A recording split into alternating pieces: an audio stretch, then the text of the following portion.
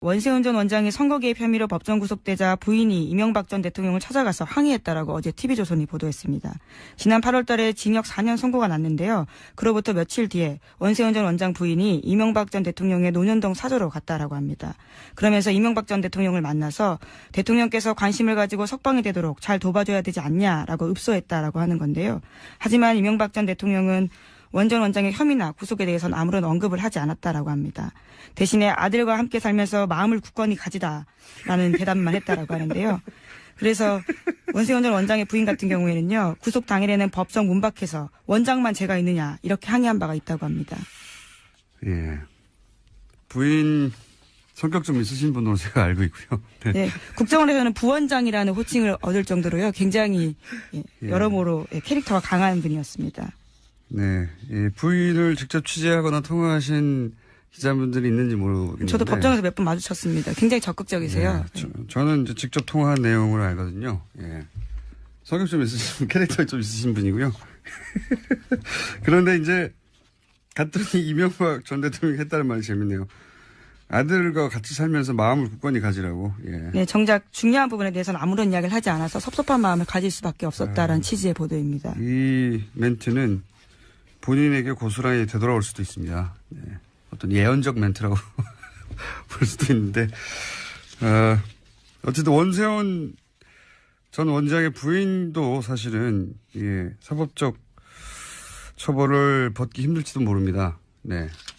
어쨌든 성격 좀 있으신 분인데 그 일화가 재밌는 일화가 보도됐네요. 네, 이 말도 굉장히 인상적입니다. 원장만 제가 있느냐라고 이야기했다는 당연히 거죠. 아니겠죠. 당연히 아니겠죠. 네, 원세훈 전 국정원장이 재임 시절에 멀쩡한 관사를 두고 서울 강남에 새 관사를 마련했다라는 보도도 나왔습니다.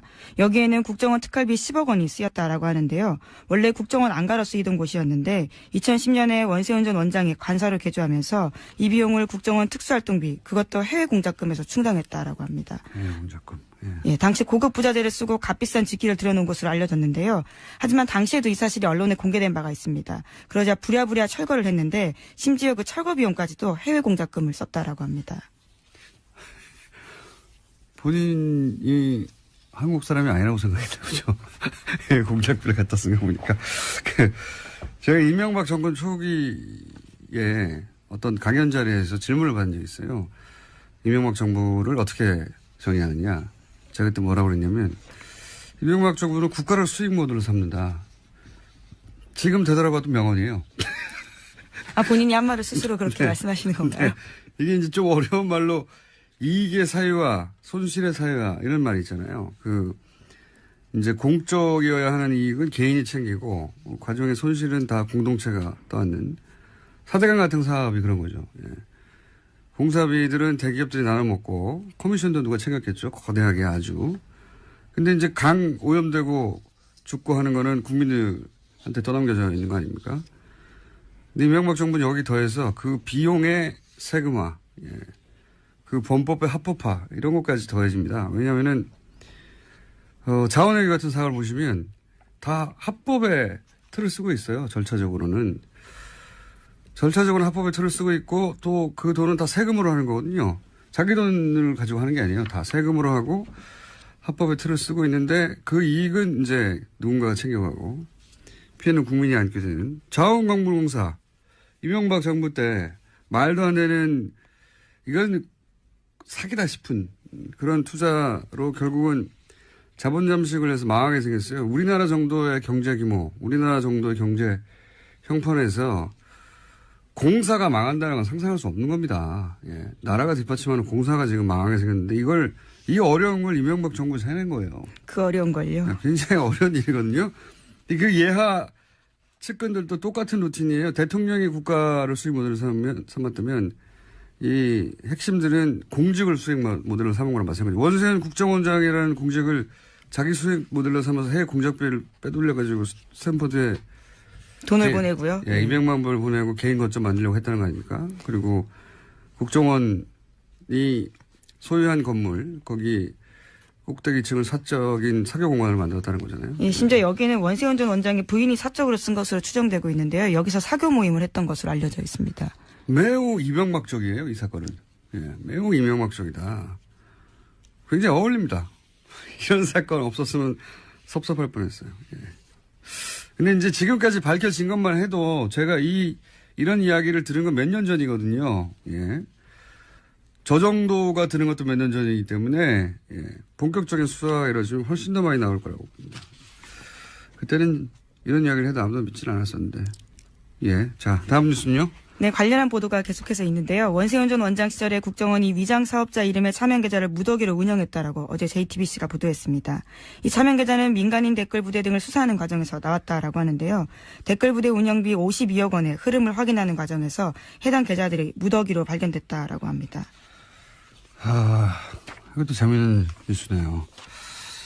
원래 이 가짜 회사, 위장 회사, 예. 이 정보기관들이 이런 가짜 회사들을 쓰죠. 특히 해외 공작 같은 거 할 때. 네, 그렇죠. 우리나라 사건 중에 가짜 회사가 등장했던 것 중에 하나가 해킹팀, 이탈리아 사찰 프로그램 해킹팀을 구매했던 회사. 예, 그 회사가 실체가 분명한 위장 회사다. 이런 얘기가 있었고요. 네, 2015년 사건이었습니다. 근데 이제 보통 그 해외 공작 같은 거 할 때 겉으로는 정상적이지만 실제로는 공작 거점이 되는 그런 가짜 회사들, 프론트 컴퍼니라고 합니다. 이런 거. 프론트 컴퍼니. 근데 이걸 우리는 이제 댓글 공작 때 썼죠. 예. 댓글 공작 때 사무실로. 훌륭하지 않습니까? 네. 네, 그러니까 댓글 작업이 진짜 우리 안보를 강화시키는 게 아니라 약화시키는 일이라는 걸로밖에 볼 수 없는데요. 계속해서 그것이 정당한 활동이었다고 주장을 하고 있는 겁니다. 알겠습니다. 자, 군도, 국정원도 다 국가가 아니라 특정 정권의 안위를 위해서 일하면서 그걸 안보라고 포장하고 있었던 것이고 자기들이 반대하는 사람들을 다 종북이라고 주장하면서. 네, 오히려 진짜 안보는 못 지켰던 거죠. 그러니까요. 지금 최근 10년의 보수는 안보는 보수에게 이렇게 말할 자격이 없어요. 예. 자, 이런 일들이 있었다고 합니다.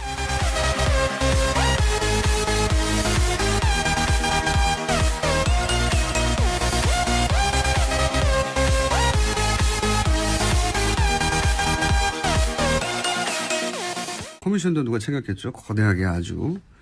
근데 이제 강 오염되고 죽고 하는 거는 국민들한테 떠넘겨져 있는 거 아닙니까? 근데 이명박 정부는 여기 더해서 그 비용의 세금화, 예. 그 범법의 합법화, 이런 것까지 더해집니다. 왜냐면은, 자원회계 같은 사업을 보시면 다 합법의 틀을 쓰고 있어요. 절차적으로는. 절차적으로는 합법의 틀을 쓰고 있고 또 그 돈은 다 세금으로 하는 거거든요.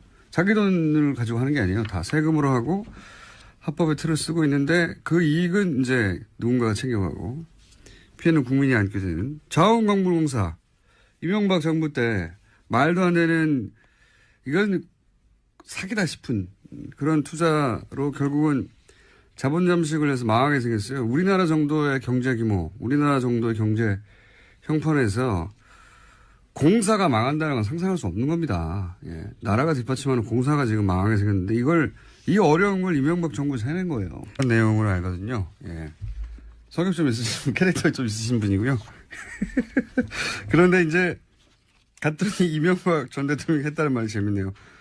아들과 같이 살면서 마음을 굳건히 가지라고. 예. 네, 정작 중요한 부분에 대해서는 아무런 이야기를 하지 않아서 섭섭한 마음을 가질 수밖에 없었다라는 취지의 보도입니다. 이 멘트는 본인에게 고스란히 되돌아올 수도 있습니다. 네. 어떤 예언적 멘트라고 볼 수도 있는데, 어쨌든 원세훈 전 원장의 부인도 사실은, 예, 사법적 처벌을 받기 힘들지도 모릅니다. 네. 어쨌든 성격 좀 있으신 분인데 그 일화가 재밌는 일화가 보도됐네요. 네, 이 말도 굉장히 인상적입니다. 원장만 죄가 있느냐라고 이야기했다는 당연히 거죠. 아니겠죠. 당연히 아니겠죠. 네, 원세훈 전 국정원장이 재임 시절에 멀쩡한 관사를 두고 서울 강남에 새 관사를 마련했다라는 보도도 나왔습니다. 여기에는 국정원 특활비 10억 원이 쓰였다라고 하는데요. 원래 국정원 안가로 쓰이던 곳이었는데 2010년에 원세훈 전 원장이 관사로 개조하면서 이 비용을 국정원 특수활동비, 그것도 해외 공작금에서 충당했다라고 합니다. 해외 공작금. 예, 당시 고급 부자재를 쓰고 값비싼 직기를 들여놓은 것으로 알려졌는데요. 하지만 당시에도 이 사실이 언론에 공개된 바가 있습니다. 그러자 부랴부랴 철거를 했는데 심지어 그 철거 비용까지도 해외 공작금을 썼다라고 합니다. 본인이 한국 사람이 아니라고 생각했나 보죠. 해외 공작비를 갖다 쓴 거 보니까. 제가 이명박 정권 초기에 어떤 강연 자리에서 질문을 받은 적이 있어요. 이명박 정부를 어떻게 정의하느냐. 제가 그때 뭐라고 그랬냐면 이명박 정부는 국가를 수익 모드로 삼는다. 지금 되돌아봐도 명언이에요. 아, 본인이 한 말을 스스로 그렇게 네. 말씀하시는 건가요? 네. 이게 이제 좀 어려운 말로 이익의 사유와 손실의 사유와 이런 말이 있잖아요.